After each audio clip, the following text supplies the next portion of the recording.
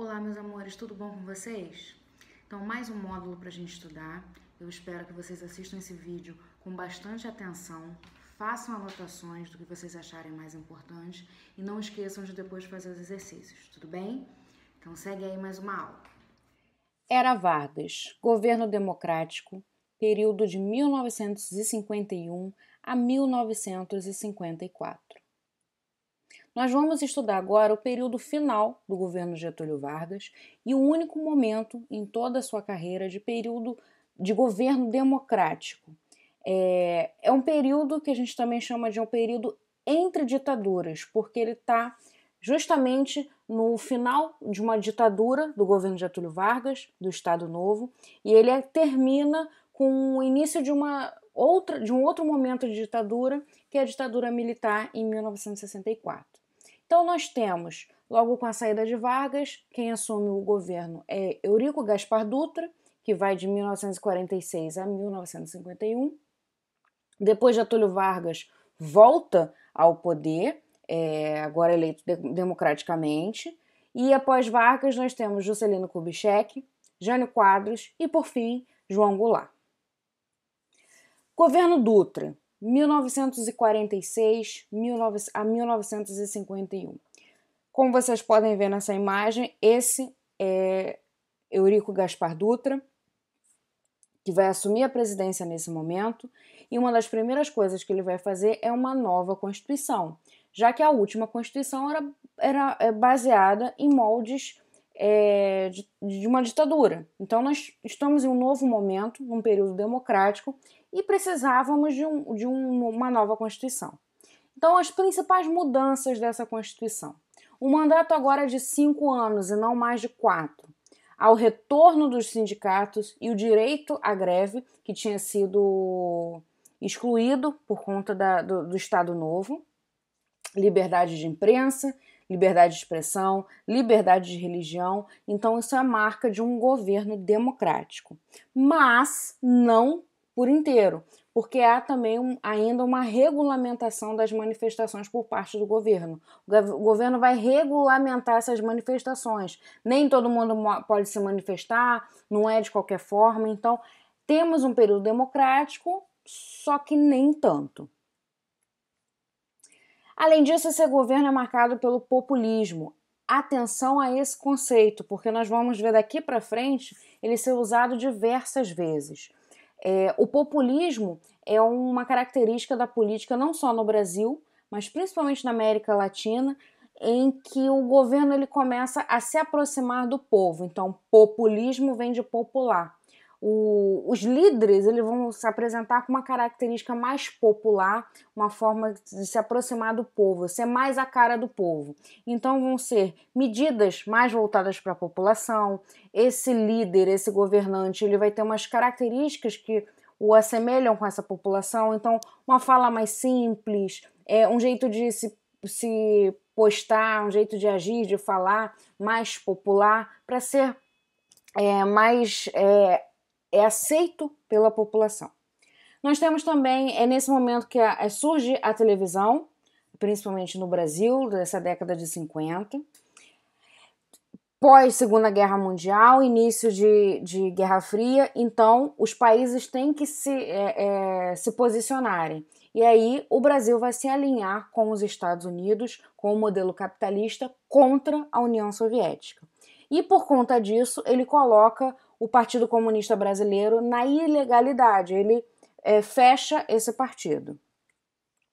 A política econômica vai ser uma política mais liberal, permitindo que as empresas tomem as suas próprias decisões, abrindo o mercado para empresas estrangeiras, coisa que é totalmente contrária à política de Getúlio Vargas.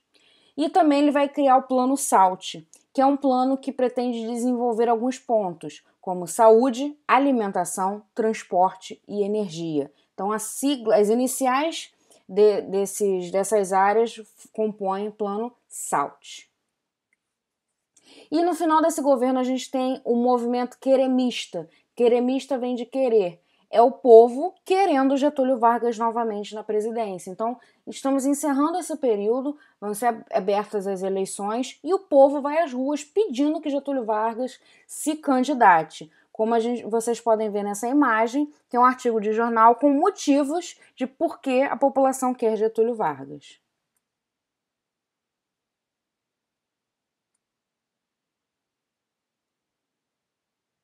E com isso, Getúlio Vargas acaba sendo eleito, ele se candidata e acaba sendo eleito para mais um mandato, e aí ele vai governar o único governo dele de forma democrática, de fato, né? Ele vai governar de 1951 a 1954.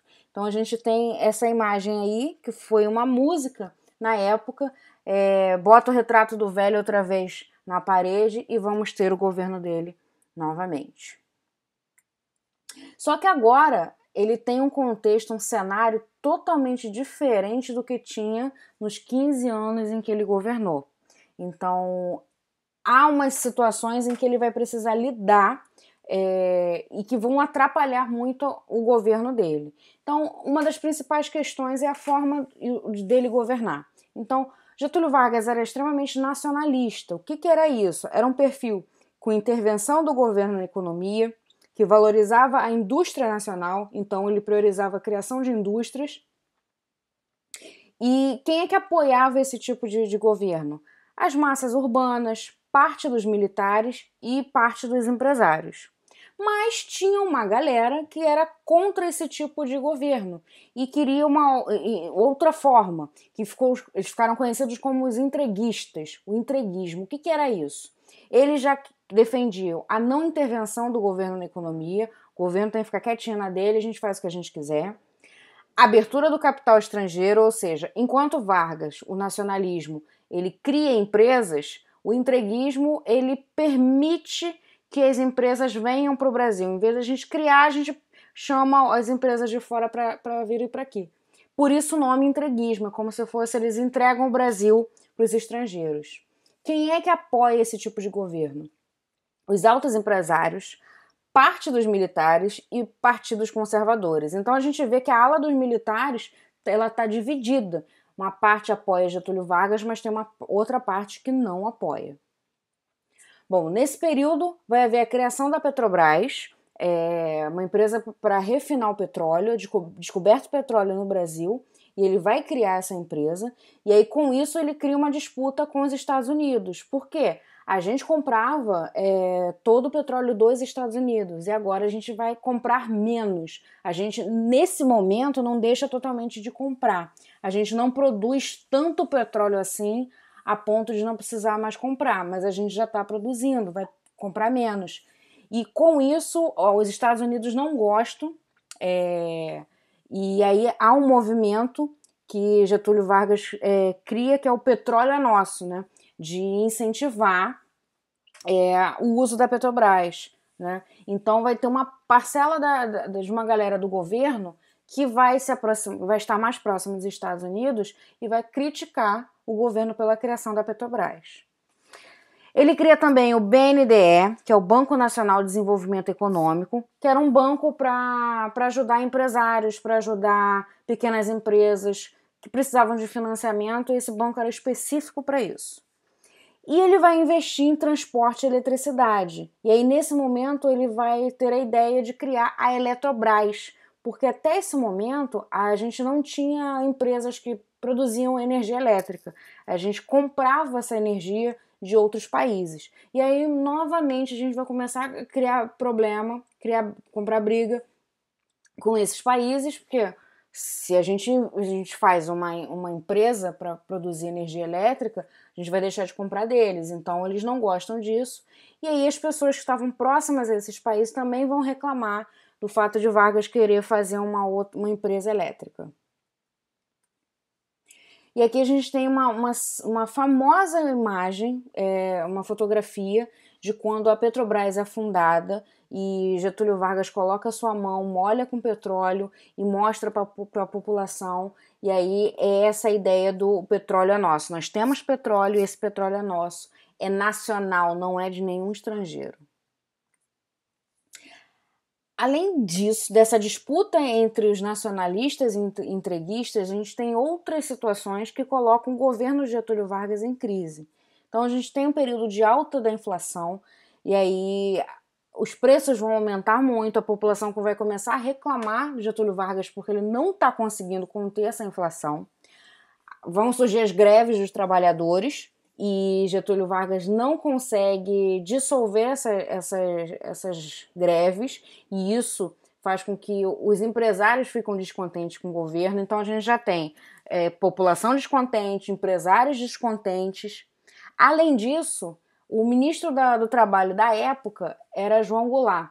E João Goulart tinha umas medidas muito inusitadas. Uma delas foi aumentar em 100% o salário dos trabalhadores, ou seja, dobrou o salário dos trabalhadores. E se os empresários, os patrões, já estavam revoltados com Getúlio Vargas, ficaram mais ainda.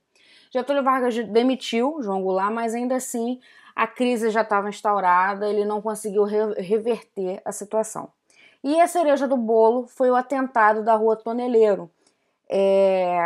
Como vocês podem ver aí nessa imagem, essa em preto e branco, esse homem é um jornalista chamado Carlos Lacerda. Era o maior inimigo de Getúlio Vargas na época.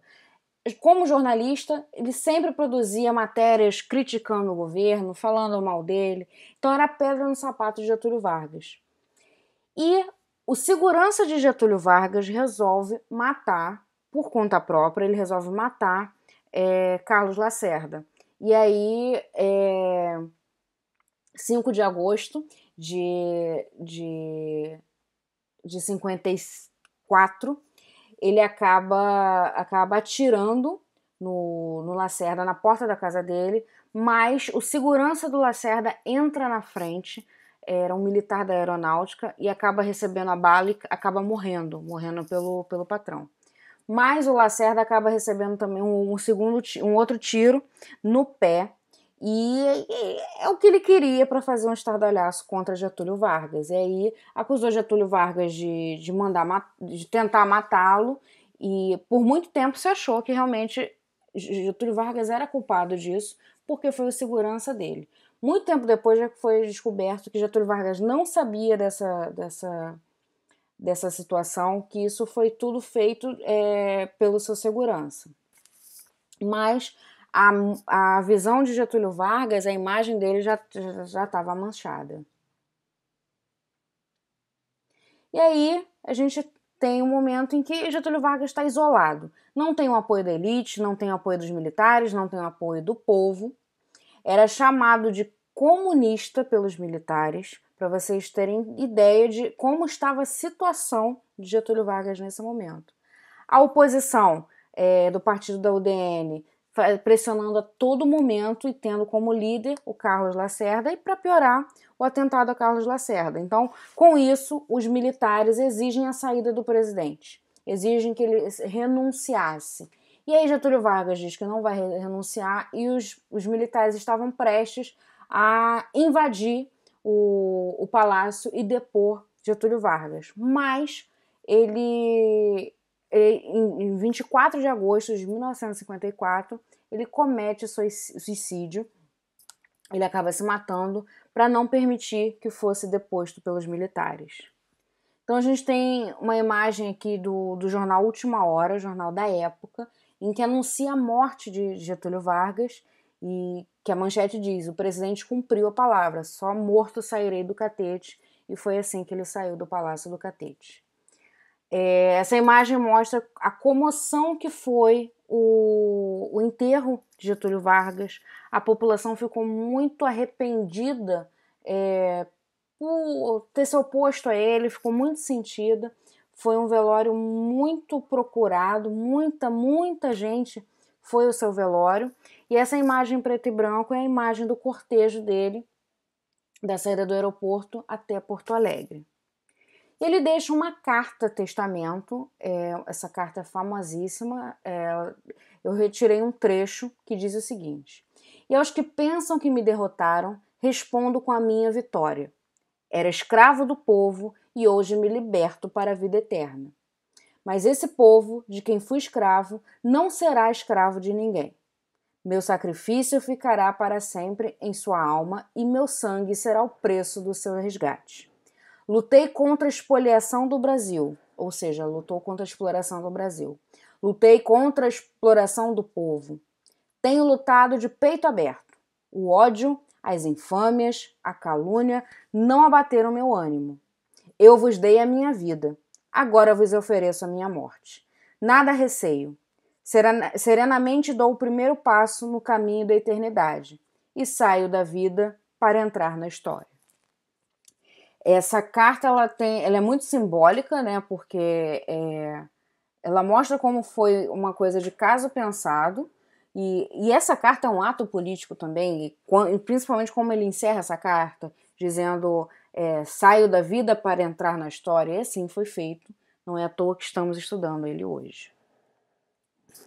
Vocês vão fazer agora os exercícios do livro, página 34 e 35, os conceituais do 1 ao 5, contextualizados apenas o 8 e o 10 e aprofundamento 12. Então é isso, meus amores. Espero que vocês tenham gostado, que tenham entendido o conteúdo. Façam os exercícios, tanto esses do livro indicados, quanto os exercícios que vão ser feitos em sala, tá? Durante a aula. E qualquer dúvida, me procurem. Beijo, meus amores. Fiquem com Deus.